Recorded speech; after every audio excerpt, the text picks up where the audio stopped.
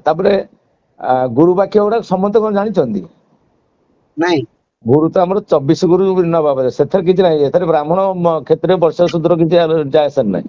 ହଁ ଏଇଟା ଏ ଯୋଉ ଆମର ଆଦିତ୍ୟ ପାଇଁ ଦରକାର ଥିଲା, ଯାହା ହଉ ସେଇଟା ବଢିଆ ହେଇଗଲା। ମୁଁ ସେଇଟା ବହୁତ, ତାମାନେ ମୋ ବ୍ୟକ୍ତିଗତ ମତ ଏଇଟା, ଆଉ କୋଉ ମାଗିଆ ଗୋଟେ କଣ କହିବେ, କିନ୍ତୁ ଏଇଟା ବହୁତ ବଢିଆ, ମତେ ତ ସୁନ୍ଦର ଲାଗିଲା। ଏ କୋଉଠି ତା ଆଶ୍ରମରେ ନା ଆଉ କୋଉଠି? ହଁ ଯେ ଏଇ ଯୋଉ ଫଟୋଟା ଯୋଉଠୁ ଯିଏ ପଠେଇଲା ତାକୁ ପଚାରୁନାହାନ୍ତି ଆପଣ ଏସବୁ। ମୁଁ ଆଉ ଜାଣିନି, ମୁଁ ଯିଏ ତ ହଠାତ୍ ପଠେଇଲା, ଆପଣଙ୍କୁ ଯିଏ ପଠେଇଲା, କିଏ ତାକୁ କହିଥାନ୍ତେ ଖାଲି ଫଟୋଟା ନ ପଠେଇ ଏ ଷ୍ଟୋରିଟା କଣ ଟିକେ ପଠା, ହେଲେ ଲୋକ ହେଲେ ଜାଣିବେ ଆଚ୍ଛା ଆଚ୍ଛା ସତ୍ୟଟା କଣ। ଏବଂ ଖାଲି ଫଟୋଟା ପଠେଇବା ଦ୍ଵାରା କଣ ହଉଛି, ହଁ କେହି ହଁ ହଁ ବୁଝି ପାରୁନାହାନ୍ତି। ଆଚ୍ଛା ଆଚ୍ଛା, ମତେ ସେ ଷ୍ଟୋରି ଟା ପଠେଇଲେ ମୁଁ ସବୁଆଡେ ଇଏ କରିଦେବି। ଆପଣଙ୍କୁ କିଏ ପଠେଇଲା କହିଲେ? ମୁଁ ଆଉ ତାକୁ ଲକ୍ଷ୍ୟ କରିନି, ମୁଁ ଗୋଟେ ପୂଜାରେ ଥିଲି। ହାଲୋ, ହୁଁ ହୁଁ ପୂଜାରେ ମୋର ତ ବାଗର ଜାଣିଛ, ପୂଜାରେ ଏଇ ଯୋଉ ଆମର ଯୋଉ ଏଠା ମନ୍ଦିର ନୁହେଁ କି, ଦକ୍ଷିଣେଶ୍ଵର ମନ୍ଦିର ବାଗଲପୁର, ହୁଁ। ସେଇଠି ଥିଲି। ତାକୁ ଯଦି ପାଇଲି ଟିକେ ରେଷ୍ଟରେ, ମୁଁ କହିଲି ନାଇଁ ମୁଁ ଆଗ ଦେଖେ। ନରେନ୍ଦ୍ର ମୋଦି ପ୍ରଧାନମନ୍ତ୍ରୀ ମରିଗଲା ବୋଲି ଏକ୍ଜାକ୍ଟ ଗୋଟେ ଫଟୋ ଭାଇରାଲ ହଉଛି, ଭିଡିଓ ବି ଭାଇରାଲ ହଉଛି, ଗୋଟେ ନ୍ୟୁଜ ଆଚ୍ଛା ଚ୍ୟାନେଲ ବି କହୁଛି। ଏବଂ ଆଚ୍ଛା। ବିଭିନ୍ନ ଘଟଣା ଆଜିକାଲି ଏଡିଟିଂ ହେଇକି ଫଟୋ ହୁଏ। ନାଇଁ ନାଇଁ, ଏଗୁଡା କଣ ଭୁଲ ଜିନିଷ କି? ମୁଁ ଯୋଉଟା ଯୋଉ ପାଇଲି ତ ଦେଖିବି କିଏ ପଠେଇଛି। ହଁ ଯେ ପ୍ରତ୍ୟେକ ଜିନିଷକୁ ନାଇଁ ନାଇଁ, ଆମ ତଦାରଖ କରି ଶୁଣ ଶୁଣ, ଜଣେ ପଠେଇବ, ଆଉ ଜଣେ ତାକୁ ପଠେଇଦବାଟା ହଁ ହଁ, ଆବଶ୍ୟକ ନାହିଁ। ଆପଣ ମୋର ବନ୍ଧୁ, ମତେ ପଚାରିଥାନ୍ତେ ଯେ ନାଇଁ ନାଇଁ, ମୋର ସେ ଗୋଟେ ବୋଧେ ମିଷ୍ଟେକ୍ ହେଲା। ଶୁଣ, ମୁଁ ଆଉ ତାକୁ ଲକ୍ଷ୍ୟ କଲି ଯେ ଆମ ଭିତରେ ହେଇଛି ମାନେ ବହୁତ ବଢିଆ ଜିନିଷଟା। ନାଇଁ ନାଇଁ, ଭଲ ମନ୍ଦ ତ ସବୁ, ଏଥିରେ କିଛି ଅସୁବିଧା ନାହିଁ। ହୁଁ ହୁଁ, କଥା ହଉଛି ଯେ ନାଇଁ ନାଇଁ, ଠିକ ଠିକ। ମୁଁ ତ ପୂଜାରେ ବସିଥିଲି, ଉଠିକି ଗଲା ବେଳକୁ ମୁଁ ଜଷ୍ଟ ଆସି ଘରେ ପହଞ୍ଚୁଛି। ହ୍ୟାଲୋ, ନାଇଁ ଏଥିରେ କଣ, ଶୁଣନ୍ତୁ, ମୁଁ ଆକ୍ଚୁଆଲି ଯୋଉମାନେ ବୁଝିପାରୁନି କିଛି। ନାଇଁ ନାଇଁ, ଯୋଉମାନେ ଏସବୁ କରନ୍ତି ସେମାନେ ତ କିଛି ବୁଝି ହିଁ ପାରନ୍ତିନି। ସେମାନେ ତ ସମାଜ ପାଇଁ ନା ହୁଁ। ଘାସ ନା ଦାରୁ, ସେମାନେ କିଛି ନୁହଁ। ଆଚ୍ଛା, ଯୋଉମାନେ, ମୁଁ ଦେଖୁଛି କିଏ ପଠେଇଲା, ମୁଁ ଦେଖିକି କହିବି। ମୋ କହିବା କଥା କଣ କି, ଯୋଉମାନେ କିଛି କର୍ମ ଜାଣନ୍ତିନି, ଆଚ୍ଛା ସେଇମାନେ ଅନ୍ୟ ମାନଙ୍କର ସମାଲୋଚନା କରନ୍ତି, ନହେଲେ ତାଙ୍କ ଫଟୋ ତାକୁ ପଠେଇବାରେ ଲାଗନ୍ତି। ସେ ଆଚ୍ଛା, ଖରାପ ହଉ କି ଭଲ ହଉ, ସତ୍ୟ କହିବା ତ ଜାଣିନାହାନ୍ତି କି ଆପଣ ଭଲ ଭାବେ ଜାଣନ୍ତି। ହଁ କୁହନ୍ତୁ। ହ୍ୟାଲୋ, ମୋର ଏଇ ଖଣ୍ଡଗିରି ଉପସ୍ଥିତିରେ ହଁ ଯାହା ହଁ, ଅନୁଭବ ହେଲା, ହୁଁ, ଦଳେ ଖାଲି ବସ୍ତ୍ରଧାରୀ ମାନେ ନିଜକୁ ସାଧୁ ଭାବରେ ପ୍ରତିଷ୍ଠା କରିବା ପାଇଁ ଚୋରି କରୁଛନ୍ତି। ହଁ, ଏ ଜିନିଷ ତାଠୁ ନେଇଯାଉଛନ୍ତି, ତା ଜିନିଷ ତାଠୁ ନେଇଯାଉଛନ୍ତି, ହୁଁ ହୁଁ, ମାଗୁଛନ୍ତି ତାକୁ କହ ମତେ ଲକ୍ଷାଧିକ ଟଙ୍କା ଦଉ। ଆରେ କାହିଁକି ନା ମୁଁ ଦକ୍ଷିଣା ଦେବି। ଆରେ ଯିଏ ଲକ୍ଷେ ଟଙ୍କା ତମକୁ ଦବ, ସିଏ କଣ ଦକ୍ଷିଣା ଦେଇ ଶିଖିନି ନା କଣ? ହଁ ହଁ, ଏଠି ଚୋରଙ୍କର ସଂଖ୍ୟା ଏତେ, ସାଧୁ ବେଶରେ। ଯଦିଓ ରାବଣ ସେ କଥାଟା ଏମାନଙ୍କୁ ଶିଖେଇଛି, ଏମାନେ ରାବଣର ବଂଶଧର। ଏବଂ ଯୋଉମାନେ ଆକ୍ଚୁଆଲ ସେଇ ଏଇଆ ଲକ୍ଷ୍ୟ ହେଇକି ଯୋଉମାନେ କରୁଛନ୍ତି, ସାଧୁକୁ ତ ଅସାଧୁ ବନେଇ ଦଉଛନ୍ତି। ହଁ ନେଇଗଲୁ ଶୋଇବ ସେ। ହଁ, ସାଧୁକୁ ହଁ ଅସାଧୁ, ହଁ କୁହ, ସାଧୁକୁ ହଁ ଅସାଧୁ ବନେଇ ହୁଏ ନା। ଆପଣ ମୋ କଥାଟା ଶୁଣନ୍ତୁ। ଆପଣ ହଁ କୁହ, ଲୁହାଟାକୁ ଉଷୁନା କରିଦେବେ କି? ହଁ ହଁ ଆପଣ ସୁନାକୁ ପିତ୍ତଳ ହଁ, କରନ୍ତି କି?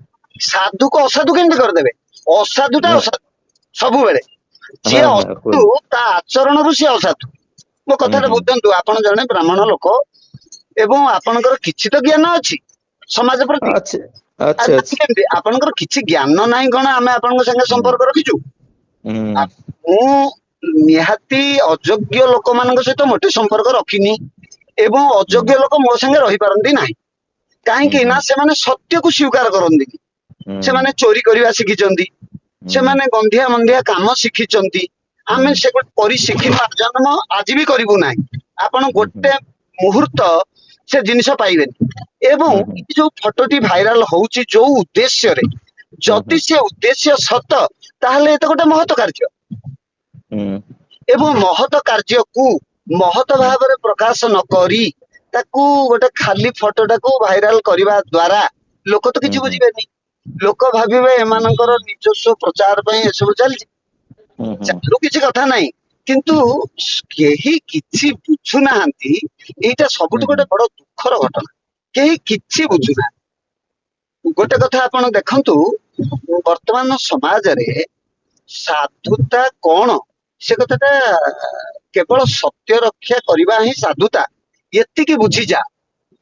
ସତ୍ୟ ବିନା ସାଧୁତା ନାହିଁ, ଇଏ କଥାଟା ହୁଁ ବୁଝୁନାହାନ୍ତି କେହି। ଏବଂ ହୁଁ ସତ୍ୟ ଭଗବାନ କହୁଛନ୍ତି ଶ୍ରୀମଦ ଭଗବତ ଗୀତାରେ, ଯଜ୍ଞାନାଂ ଜପ ଯଜ୍ଞାସ୍ମି, ଶ୍ରୀମଦ ଭଗବତ ଗୀତା 10ମ ଅଧ୍ୟାୟ ହୁଁ ବିଭୂତି ଯୋଗ 25ତମ ଶ୍ଲୋକରେ ଭଗବାନ କହିଛନ୍ତି ଯଜ୍ଞାନାଂ ଜପ ଯଜ୍ଞାସ୍ମି, କେବଳ ଜପ ଯଜ୍ଞ ହଉଛି ବାସ୍ତବ ଯଜ୍ଞ। ଏବଂ ଏବେ ଯୋଉ ଘୃତ ଯଜ୍ଞ, ଦ୍ରବ୍ୟ ଯଜ୍ଞ, ଜ୍ଞାନ ଯଜ୍ଞ, ବସ୍ତ୍ର ଯଜ୍ଞ, ଅନ୍ନ ଯଜ୍ଞ ଯାହା କରାଯାଉଛି ସବୁ ତ ହଁ ମିଥ୍ୟା ଆଉ ମାୟାରୁ ସୃଷ୍ଟି। ହୁଁ ତୁମେ ସତ୍ୟ ହଉଛି ପ୍ରାଣ, your breath is my presence, that ହୁଁ ଇଜ ଦ ଯଜ୍ଞ। ତୁମ ହୁଁ ଶ୍ୱାସରେ ମୋର ଉପସ୍ଥିତି, ଶ୍ୱାସ ନ ରହିଲେ ମୁଁ ଯାହା କହୁଛି ଆପଣ, ମୁଁ କହିପାରନ୍ତିନି, ଆପଣ ଯାହା ଶୁଣୁଛନ୍ତି ଆପଣ ଶୁଣି ପାରିବେନି। ଯଦି ହୁଁ ଶ୍ୱାସ ନ ରହିବ, କାହିଁକି ନା ବ୍ରେଥଲେସନେସ ଷ୍ଟେଜ। ହୁଁ ଶୁଣନ୍ତୁ ଗୋଟେ ଭଲ କଥାଟେ, ହଁ ମୁଁ କହୁନାହାନ୍ତି, ମୁଁ ଶୁଣୁଛି ବା। breathlessness stage is the thoughtlessness stage। ଜଣଙ୍କର ଶ୍ୱାସହୀନ ଅବସ୍ଥା ତାର ବିଚାରହୀନ ଅବସ୍ଥା।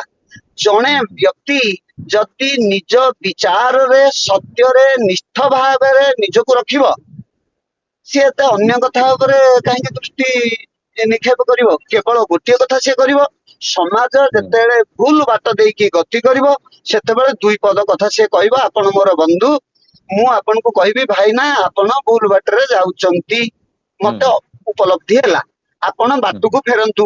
ଆପଣ ଶୁଣିବେନି, ମୋ କାମ ସରିଲା। ହୁଁ ମତେ ଆପଣ କହିବେ ଭାଇ ସ୍ୱାମୀ ଆନନ୍ଦରାଜା ଆପଣ ଭୁଲ ବାଟରେ ଯାଉଛନ୍ତି, ହୁଁ ମୁଁ ହୁଁ କହିବି ତାହେଲେ ଠିକ ଟା ବତେଇ ଦିଅନ୍ତୁ। ଆପଣ ଠିକ ବତେଇଲା ପରେ ଗ୍ରହଣ କରିବା କାମ ମୋର, ଗ୍ରହଣ ନ କରିବା କାମ ବି ମୋର। ଆପଣ ହୁଁ ହୁଁ ନୀରବ ରହିବେ, ମୁଁ ଯଦି ଗ୍ରହଣ କଲି ତ ଭଲ, ଗ୍ରହଣ ନ କଲି ତ ଭଲ। ତେଣୁ ନାଇଁ ନାଇଁ, ହଁ ହଁ କୁହନ୍ତୁ କୁହନ୍ତୁ। କଥାଟା ଏଇଆ। ଆଚ୍ଛା ଆଚ୍ଛା, ନାଇଁ ନାଇଁ ମୁଁ ସେ ଉଦ୍ଦେଶ୍ୟ ନାହିଁ, ଯୋଉ କହିଲେ ନାଇଁ ଗୀତାର 10ମ ଶ୍ଲୋକରେ ଯୋଉ ଅଛି ଆମର ବିଭୂତି ଯୁଗରେ, ସେଇଟା ଜପ ଯଜ୍ଞ, ଯୋଉ ଯୋଗ ଯଜ୍ଞ, ଯୋଗାଧି ପୁରୁଷ ମୁଁ ମୋର ଚିନ୍ତାରେ, ମୁଁ ବହୁତ ବାବାଜୀଙ୍କ ସାଙ୍ଗେ ଦେଖି ମିଳିଛି, ଯୋଉ ଯୋଗାଧି ପୁରୁଷ ଭିତରେ ମୁଁ ଆନନ୍ଦରାଜାକୁ ରଖିଛି, କାରଣ ତାଙ୍କର ଯୋଗରେ ସେ ଧ୍ୟାନ କରୁଛନ୍ତି, ଯୋଗରେ ତାଙ୍କର କିଛି କାର୍ଯ୍ୟକଳାପ କରୁଛନ୍ତି, ଜପ କରୁଛନ୍ତି, ଯୋଗ କରୁଛନ୍ତି, ଜାଗିଙ୍କ ଭିତରେ ବି ଅଛନ୍ତି। ସେ ଜଣେ ଯୋଉ ଯେକୌଣସି, ମୁଁ କାଷ୍ଟ କଥା କହୁନାହିଁ, ସେ ଯୋଉ ଚାରି ବର୍ଣ୍ଣ ଭିତରେ ଯୋଉଟାକୁ ସେ ସାଧନା କରୁଛନ୍ତି, ଯୋଗ ଯଜ୍ଞ ଜପ ଯଜ୍ଞ ଭିତରେ ତାଙ୍କର ଯାହାର ଥାଏ, ସେ ବି ଜଣେ ଯୋଗୀ ହବା ପ୍ରଯୁଜ୍ୟ, ଆଉ ଯୋଗୀ ହବାର ତାଙ୍କ ପାଖରେ ଅଛି ବିଦ୍ୟା, ତେଣୁ ସାଧନା କରିଛନ୍ତି। ମୁଁ ଏଇଟାକୁ ଲକ୍ଷ୍ୟ କରିକି ତାପରେ ହଠାତ୍ ମୁଁ ଯେତେବେଳେ ଦେଖିଲି, ମୁଁ ବଢିଆ ଜିନିଷ ଆସିଲା, ମୁଁ ନାଇଁ ଆଉ ନାଇଁ, କିଏ ଛାଡିଛି ଯାଇ ନାଇଁ ନାଇଁ। ଭାଇନା ଆପଣଙ୍କୁ ହଁ ହଁ ଦୋଷାରୋପ ହଁ। କରୁନି, କିନ୍ତୁ ନାଇଁ ନାଇଁ ମୁଁ ଏଇଆ କହୁଛି, ଯୋଉ ଲୋକ, ମୁଁ ତ ଜାଣିଛି ଆପଣ ଏ ଫଟୋ କୋଉଠୁ ପାଇଲେ ନା, ମୁଁ ଏଇଆ ହଁ କହିବାକୁ ଚାହୁଁଛି, ଏ ଫଟୋଟି ଯିଏ ଦେଲା, ସେ ଖାଲି ଫଟୋ ଦେଲେ ଦୁନିଆ କଣ ବୁଝିବ ଆପଣ ବି କହୁନାହାନ୍ତି। ହଁ ହଁ ହଁ, ମୁଁ ଦେଖୁଛି, ଟ୍ରାଏଲ କରୁଛି, ମୁଁ ଦେଖୁଛି ସେ କୋଉଠୁ ଆସିଲା। ଇଏ ଦୁନିଆ ଟା କିଛି ବୁଝିବନି।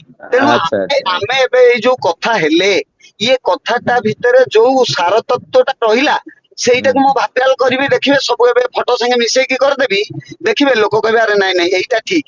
ତମେ କାହିଁ ଭାଇରାଲ କରୁଛ? ଆମେ ତ କରୁଛୁ। ଆରେ ଆମ ଆଚ୍ଛା ଫଟୋ ଆଚ୍ଛା କଣ ଆମେ ଛାଡୁନୁ କି? ଆମ ଫଟୋ ଆମେ ଛାଡୁଛୁ, ହଁ କିନ୍ତୁ ହଁ ହଁ। କିଛି ବାବାଙ୍କୁ ଏଇଟା ଖରାପ ଲାଗିଛି, କାହିଁକି ନା ସେ ଏଇଟା କଣ, ବାବା ଶୁଣ ଗୋଟେ ଯୋଗ, ମୁଁ କହିଲି ଗୋଟେ ଯୋଗୀ ଯୋଗ ଜପ, ଯାହାର ଜ୍ଞାନ ଅଛି ସେ ନିଶ୍ଚିତ ଏ ଯୋଉ ସେ ଉର୍ଦ୍ଧ୍ୱରେ, ଆଉ ଇଏ ଯୋଉ ଅଯୋଗ୍ୟ ଆଉ ଅଯୋଗୀ ଅଜ୍ଞାନୀ, ତାଙ୍କର କଣ ଆସିବ ଏଥିରେ ଏଇ ଜ୍ଞାନରେ? ମୁଁ ଦେଖିଲି ସେ ଜଣେ, ମୁଁ ମୋର ଅନ୍ତରାତ୍ମା, ଶୁଣନ୍ତୁ, ମୋର ଅନ୍ତରାତ୍ମା ଦେଲା, ମୁଁ କହିଲି ଏଇ ଯୋଉ ଆସିଲା, ଯୋଉଠି ଏଇଟା ଏଇ ସମୟରେ ଆବଶ୍ୟକତା ଥିଲା, ଯୋଉ ଉଦ୍ଧବ 24 ଗୁରୁ କରିପାରିଥିଲେ, ଏଥିରେ କୌଣସି ଗୋଟେ କିଏ ଚିନ୍ତା କରିବ ଯେ ସେ ବ୍ରାହ୍ମଣ ମୁଣ୍ଡରେ କାହିଁକି ହାତ ଥୋଇଲେ?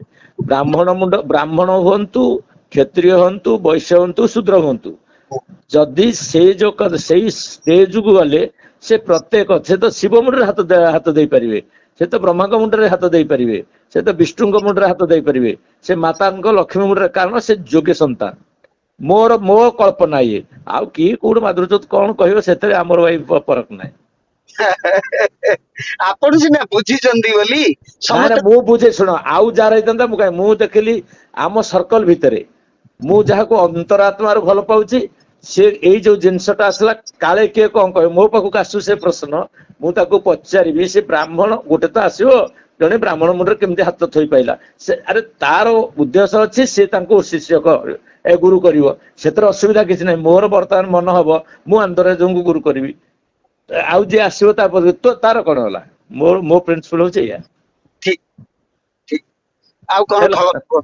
ହଉ ହଉ ଖବର ଭଲ। ମୁଁ ସେ ମୋର ତ ପୂଜା ପାର୍ବଣ ବହୁତ ଚାଲିଛି ତମେ ତ ଦେଖୁଥିବ। ହଁ ହଁ ମୁଁ ଆଉ ସବୁବେଳେ ଆଉ ମନେ ହଁ ରଖ, ଏଗାରେଶ୍ୱରଙ୍କ ପାଖରେ ଯୋଉ ପୂଜା କରାହେଇଥିଲା, ସେ ଆଜ୍ଞା, ପୂଜା କରିବା କାରଣରୁ ଯିଏ ପୂଜା କରିଥିଲେ ଭକ୍ତ, ସେ ବହୁତ ଆନନ୍ଦମୟ ଅବସ୍ଥାରେ ରହୁଛନ୍ତି ତା ପରଠୁ ବୋଲି ମତେ ଖବର ଦେଇଛନ୍ତି। ହଁ ଠିକ ଅଛି। ପ୍ରଭୁ ଏଗାରେଶ୍ୱରଙ୍କର ତ ସେଇଟା ହଉଛି ଯୋଉ ଆମେ ଡାକିଛେ ଯୋଉ କଷ୍ଟରେ, ସେଥିରେ ବି ଆନନ୍ଦରାଜ ଭାଗ ନେଇଛନ୍ତି। ଯଦି ଓହୋ ସେଠି ଭାଗ ନଇଥା ସେଠି କିଏ ଆନନ୍ଦରାଜ କିଏ, ମୁଁ କିଏ, ସେ ଯଜମାନ କିଏ? ସେଇଆ ତାର କିଛି ଗୋଟେ ସର୍କଲ ଆମ ଭିତରେ ସୃଷ୍ଟି ଅଛି। ନିଶ୍ଚୟ। ଆଜି ନୁହେଁ, ଆମର ବହୁତ ଦିନର ଆଗରୁ ଥିଲା, ଏଇଟା ପ୍ରକାଶ ପାଇଲା। ଠିକ ଠିକ। ତେଣୁ ଏଗୁଡାକ ଆକୁ ବେଖାତିର ମୁଁ କରେ, ଏଇ ଯୋଉଗୁଡା ନାଇଁ ବଦମାସ ଗୁଡାକ ତାଙ୍କ କଥା ମୁଁ ବେଖାତିର କରେ। ମୁଁ ଯିଏ ବାହାର କରେ ଅଲଗା ଜିନିଷ ବାହାର କରେ। ମତେ ଏଇଟା ଭଲ ଲାଗିଲା ଯେ ଏଇଟା ଜଣେ ସାଧକ, ଜଣେ ସେ ଯୋଗୀ, ଜଣେ ଯୋଉ ତା ମାନେ ଦିଗଦର୍ଶନର ଲୋକ ଆମେ ପାଇଛୁ। ସେ ଜାତିକି ଆଗ ଦେଖେ ନାହିଁ। ବ୍ରାହ୍ମଣ ବା ଜନ୍ମ ହେଲା ଶୂଦ୍ର ହେଇକି, ହୁଁ ଭୂଇଁରେ ପଇଲେ ଏଇ ଯୋଉ ଦ୍ୱିଜ ହେଲା, ହୁଁ ପଇତା ଗ୍ରହଣ କଲେ ବିପ୍ର ହେଲା, ହୁଁ। ଯଦି ମନ୍ତ୍ର ଶିକ୍ଷା ଦେଲା, ମନ୍ତ୍ର ଶିଖିଲା, ସମସ୍ତେ କଣ ବ୍ରାହ୍ମଣ ସେୟା ହଉଛନ୍ତି? ମନ୍ତ୍ରା ତାପରେ ମନ୍ତ୍ରା ତାପରେ ଯାଇକି ବ୍ରହ୍ମକୁ ଚିହ୍ନା ପଡିଲେ ବ୍ରାହ୍ମଣ ହେଲା। ହୁଁ ଆଉ ଏଇଟା ଆମେ ଯଦି ଆମ କୂଳକୁ କହିବା ନାହିଁ ନା, ଆମେ ଏଇ ଯୋଉ 6 ପଇତା ପକେଇଛୁ, 9 ପଇତା ପକେଇଛୁ, ଚିତା ତିଳକ ଦବୁ, ଆମେ କିଛି ବୋଲି ଜାଣିନଥିବୁ, ବୋଲି ଜାଣିଥିବୁ, ବ୍ରାହ୍ମଣ କାହିଁ ହେବୁ? ଆମକୁ ବା ବର୍ତ୍ତମାନ କଳି ଯୁଗରେ ସେ ମହାପୁରୁଷ ମାନେ ସମ୍ପୂର୍ଣ୍ଣ ଲେଖି ଦେଇଛନ୍ତି, ଅବ୍ରାହ୍ମଣ ସୃଷ୍ଟି ହେବେ ହୁଁ ଆମରି ଭିତରୁ। ଆମେ ତ ଜାତି କଥା ମୁଁ କହୁଛି। ଠିକ। ଆଉ ଆମକୁ କାଟିବ କାହିଁକି? ମତେ ଭଲ ଲାଗିଲା ମୋ ଭାଇ ଏ ଷ୍ଟେଜକୁ ଯାଇକି ଯୋଉ ତାମାନେ ସାଧନାର ସିଦ୍ଧି ପ୍ରାପ୍ତ କରିଛନ୍ତି, ସେଟା ତ ମୁଁ ଭାବୁଛି ଆନ୍ଦରାଜଙ୍କର ବୋଧେ ପୂର୍ବ ପୁରୁଷର ବା ତାଙ୍କର କିଛି ନା କିଛି ତାଙ୍କ ପାଖେ ଐଶ୍ୱର୍ଯ୍ୟ ଶକ୍ତି ଅଛି, ନହେଲେ ସେମିତି ହବନି। ହବନି ତ, ଇଏ ସାଧାରଣ ଲୋକ କଣ ଆସୁଛନ୍ତି କି? ଇଏ ତ ଅସାଧାରଣ ଲୋକ ସବୁ ଛନ୍ଦି ହେଇଛନ୍ତି। ଆଉ ତାପରେ ଯାହାକୁ ଦେଲ ସେ ଜଣେ, ମୁଁ ତା ସାଙ୍ଗରେ ବିଶେଷ ନ ମିଶିଲେ ପଛେ ନ ମିଶିଲେ ମୁଁ ତାଙ୍କର ଗୁଣ ଗାରିମା ଇତ୍ୟାଦି ଇତ୍ୟାଦି ତାର, କାରଣ ମୋର ଗୋଟେ ସର୍କଲ ହିସାବରେ ମୋର ସେ ଯୋଉ ଆମ ବ୍ରାହ୍ମଣ ଯୋଉ ସମାଜ ଭିତରେ ସେ ଆମର ଜାତିଗତର ଗୋଟେ ବହୁତ ଯୋଉ ଅଛି ସମ୍ମାନ।